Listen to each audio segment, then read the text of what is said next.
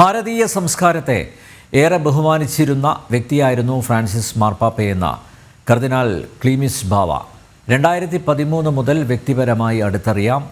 നമ്മുടെ ദേശത്തോടുള്ള അദ്ദേഹത്തിൻ്റെ മതിപ്പ് വ്യക്തിപരമായി ബോധ്യപ്പെട്ടിട്ടുണ്ട്. ഐക്യത്തിൻ്റെ രൂപമായി പ്രവർത്തിച്ച ആളായിരുന്നു. മരണാനന്തര ചടങ്ങുകൾ ലളിതമായിരിക്കണമെന്ന് മാർപ്പാപ്പ നിർദ്ദേശിച്ചിരുന്നു. സാധിക്കുമെങ്കിൽ നാളെ രാവിലെ തന്നെ വത്തിക്കാനിലേക്ക് പോകുമെന്നും ക്ലീമിസ് ബാവ അറിയിച്ചു. മാർപ്പാപ്പയെ വ്യക്തിപരമായി അടുത്തറിയുന്നതിന് 2013 മുതൽ എനിക്ക് സാധിച്ചിട്ടുണ്ട്.